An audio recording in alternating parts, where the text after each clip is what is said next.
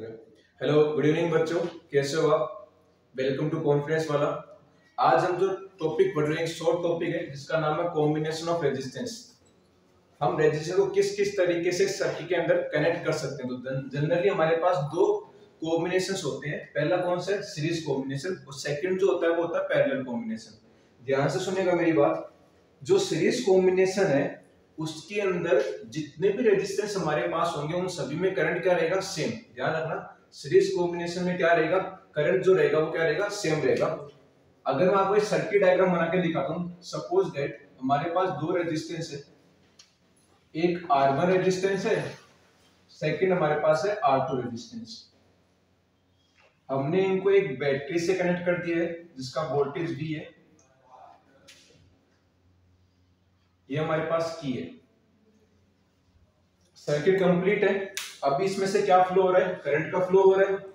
तो अपन सपोज कर लेंगे यहां से कितना करंट आ रहा है, बैटरी से I करंट का फ्लो हो रहा है। जो करंट इस रेजिस्टेंस R1 में फ्लो करेगा I, सेम वही करंट किसमें जाएगा, रेजिस्टेंस R2 में। तो जब दो रेजिस्टेंस में करंट क्या जा रहा हो सेम, तो हम वहां ऐसे बोलते हैं वो दोनों रेजिस्टेंस किसके अंदर है, सीरीज कॉम्बिनेशन के अंदर। नाउ एक ओम्स का लॉ होता है। ओम्स लॉ ये बोलता है कि जो पोटेंशियल V होता है वो किसके प्रोपोर्शनल होता है, करंट के प्रोपोर्शनल होता है।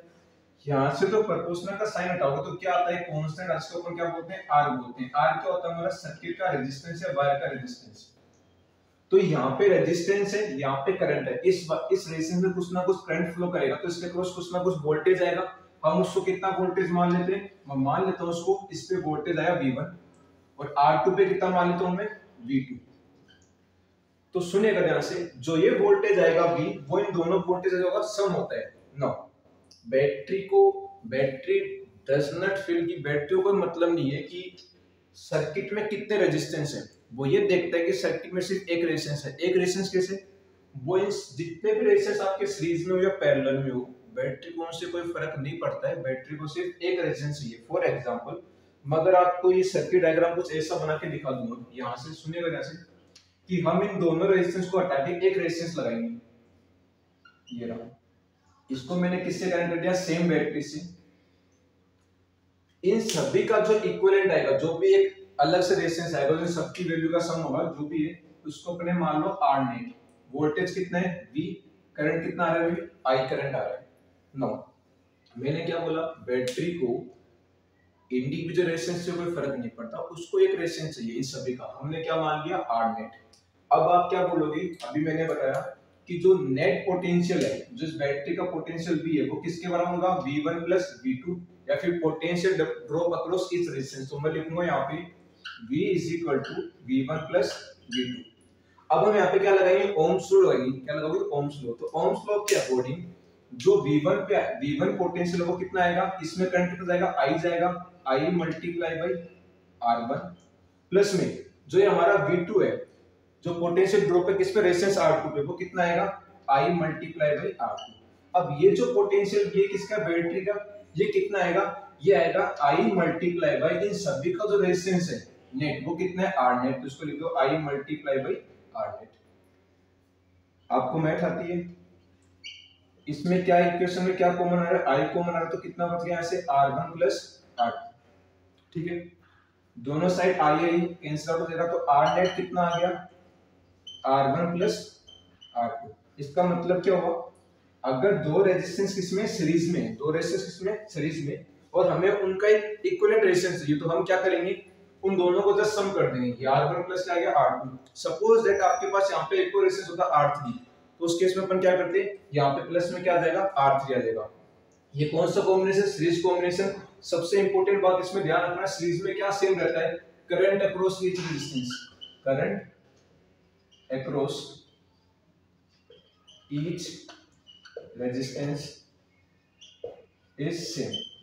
सभी रेजिस्टेंस में जो करंट आएगा वो कितना आएगा, इक्वल आएगा। दूसरा, जो बैटरी में पोटेंशियल आता है V, वो इन दोनों के पोटेंशियल ड्रॉप के बराबर आएगा। तो V is equal to V1 plus V2। ये डेरिवेशन बहुत इंपॉर्टेंट है, एक बार बोर्ड में आ भी चुकी है। आई होप ये टॉपिक आपको अभी तक क्लियर होगा। ठीक है, ये कौन सा कॉम्बिनेशन था, सीरीज कॉम्बिनेशन था। अब हम इसके ऊपर एक क्वेश्चन करेंगे, वो क्वेश्चन मैं भी लिखता हूं।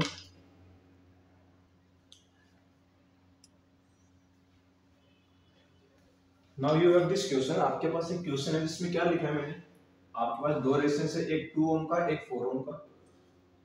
कितनी वोल्टेज बैटरी से करंट करा है? 12 वोल्ट की बैटरी से। हमसे पूछा है पहला नेट रेजिस्टेंस। नेट रेजिस्टेंस का मतलब है आप इन सभी रेजिस्टेंस को हटा दो और इनकी जगह कोई एक रेजिस्टेंस लगा दो, मतलब इन दोनों को रिमूव करना और इनकी जगह एक एक रेजिस्टेंस लगाना आपको। सेकंड केस क्या है, करंट इन द सर्किट, इस सर्किट में से कितना करंट फ्लो होगा वो हमें निकालना है। लास्ट है वोल्टेज अक्रॉस ईच रेजिस्टेंस की, हर रेजिस्टेंस दोनों पे कितना वोल्टेज आएगा। ठीक है, सुनिएगा ध्यान से। मान लो बैटरी से करंट निकल रहा है आई, जो करंट यहां से आएगा आई मान लो 2 एम्पीयर जो मानना, मान लो एक बार, मान लो 5 निकल रहा है, वो करंट फ्लो करेगा फिर इधर फिर इधर, जो करंट इसमें जाएगा 5 वो तो करंट इसमें जाएगा, है ना। तो दोनों कौन से कॉम्बिनेशन हो गए? सीरीज कॉम्बिनेशन में, क्योंकि अभी बताया था सीरीज कॉम्बिनेशन में क्या सेम रहता है? करंट सेम रहता है। तो इसमें क्या सेम रहेगा? करंट सेम रहेगा, तो दोनों रेजिस्टेंस किसमें? सीरीज में। तो हम पहले से क्या निकालेंगे? Net resistance. तो आप बोलना यहाँ पे फर्स्ट जो आंसर है इसका क्या बोलोगे? रेजिस्टेंस किसको मान लेते हैं आप? R1, इसको कितना मान लो? R2, जो करंट आ रहा है वो कितना आ रहा है? I। तो आप क्या बोलोगे? Resistance R1 and R2 are in series combination. ठीक है, तो अगर सीरीज में है तो हम क्या लिखेंगे? जो R नेट आएगा, नेट रेजिस्टेंस को कितना आएगा? R1 प्लस R2 दोनों का सम होता है। कितना आ गया R नेट? यहाँ से R नेट आ जाएगा आपका 2 ओम प्लस 4 ओम, तो ये कितना हो जाएगा? 2 प्लस 4, तो नेट रेजिस्टेंस कितना आ गया हमारे पास? ये आ चुका आपके पास 6 ओम। मैंने भी बोला था बैटरी को कोई फर्क नहीं पड़ता कितने रेजिस्टेंस है, वो तो इन सबका नेट निकालेगी। ठीक है, नेट रेजिस्टेंस यूज, तो कितना आ चुका हमारे पास? 6 ओम नेट रेजिस्टेंस आ चुका है।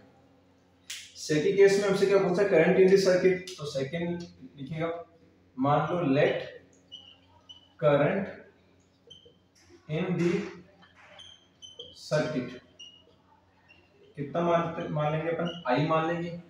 करंट कितना है सर्किट में? आई। अब क्या बोलोगे? करंट सर्किट में आए तो ओम्स लॉ से, from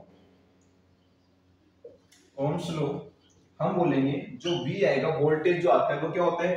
current multiply by resistance. और रेजिस्टेंस भी कौन सा? R net. इन सभी का जो नेट रेजिस्टेंस है वो, क्योंकि ये वोल्टेज हम किसका ले रहे हैं? बैटरी का ले रहे हैं।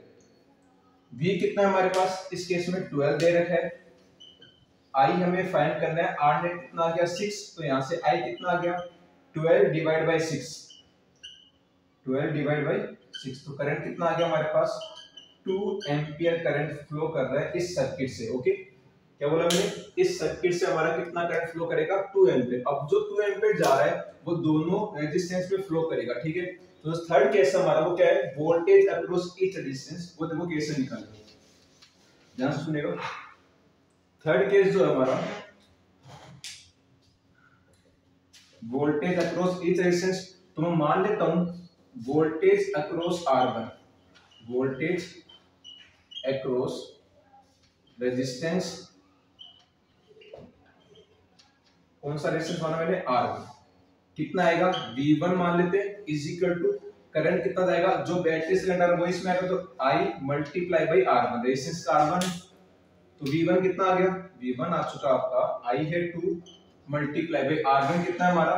2, तो V1 कितना आ गया? 4 वोल्ट। ये सो ठीक है। अभी आपको बताया था जो बैटरी का पोटेंशियल होता है, वोल्टेज, वो इन दोनों के सम के, इनके पोटेंशियल के बराबर होता है। तो अगर बैटरी 12 वोल्ट की है, ये कितने का आ गया? 4 का, तो ये कितने होगा? 8, 4 प्लस 8 तभी 12 आएगा। या फिर आप यहाँ पे सोल्व कर लो, नीचे सेम लाइन लिखना, वोल्टेज अक्रॉस रेजिस्टेंस R2, उसको कितना मान लेंगे हम? V2 कितना आएगा? I multiply by resistance R2। कितना करंट आएगा? जो बैटरी से करंट जा रहा है वो इसमें जाएगा, कितना करंट आएगा? 2 मल्टीप्लाई बाय रेजिस्टेंस कितना आपका? 4, कितना वोल्टेज आ चुका है? 8 वोल्ट। ठीक है, आ चुका ना इस पे 8 वोल्ट, इस पे कितना आ रहा है? 4 वोल्ट, इस पे 8 वोल्ट, दोनों का सम करो, 4 प्लस 8 किसके बराबर आ रहा है? 12 वोल्ट।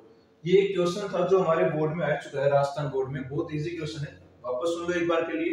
हमारे पास दो सर्किट, एक सर्किट था जिसमें दो रेजिस्टेंस है, 2 ओम का 4 ओम का, बैटरी कितने वोल्ट की है? 12 वोल्ट की।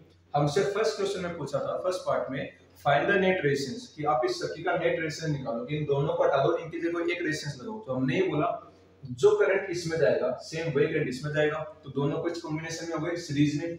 सीरीज में जब होते हैं दो रेजिस्टेंस तो उनका जो नेट रेजिस्टेंस आता है वो कितना आता है? दोनों को ऐड कर दो, R1 प्लस R2। R1 कितना माना मैंने? 2 ओम, R2 मैंने माना 4, तो 2 प्लस 4 कितना हो गया? 6 हो चुका है। जो नेट रेजिस्टेंस है सर्किट का वो कितना आ गया 6 ओम आ गया। नेक्स्ट हमसे पूछा था करंट इन दी सर्किट, तो करंट हम कहां से निकालेंगे ओम्स लॉ से। तो मैंने मान लिया let the current in the circuit is I. अब ओम्स लॉ लगाओ तो V बराबर IR होता है, लेकिन रेजिस्टेंस कौन सा लोगे, इन सब का नेट रेजिस्टेंस लेते हैं अपन यहां पे, ठीक है ना। V is equal to IR net, voltage कितना है 12, करंट I मानना, नेट रेजिस्टेंस कितना आ गया 6, तो I कितना आ गया 12/6, 2 एंपियर करंट फ्लो कर रहा है किससे, बैटरी से। अब जो 2 एंपियर करंट जा रहा है वो इन दोनों में फ्लो करेगा, तो जब किसी रेजिस्टेंस में करंट आता है तो उस पे क्या आता है, पोटेंशियल डिफरेंस आता है। तो इसका जो पोटेंशियल डिफरेंस है R1 का मैंने कितना मान लिया V1, वो कितना आ गया करंट मल्टीप्लाई बाय R1, इसका रेजिस्टेंस ओम्स लॉ से। तो V1 कितना आ गया current 2 multiply by resistance 2, 4 volt आ गया। सिमिलरली आप किस पे निकालो, रेजिस्टेंस 2 पे, V2 is equal to IR2, वापस से करंट 2 एंपियर है, रेजिस्टेंस कितना है 4, तो अपने पास पोटेंशियल कितना आ गया 8 वोल्ट। आप इन दोनों को सम करो 8 प्लस 4, जो दोनों रेजिस्टेंस पे पोटेंशियल को सम करो 8 4 प्लस 8 कितना आएगा, वापस से 12 वोल्ट आएगा। आई होप आपको ये क्लियर है, बहुत इजी, ज्यादा हार्ड नहीं है, बस आपको कुछ पॉइंट्स ध्यान रखने। सीरीज के अंदर क्या होता है, जो सभी रेजिस्टेंस उनमें करंट सेम रहेगा, दूसरा जो सभी रेजिस्टेंस में जो पोटेंशियल आएगा, जो वोल्टेज आएगी वो किसके बराबर होगी, सोर्स की वोल्टेज के बराबर होगी, ठीक है। So thank you very much.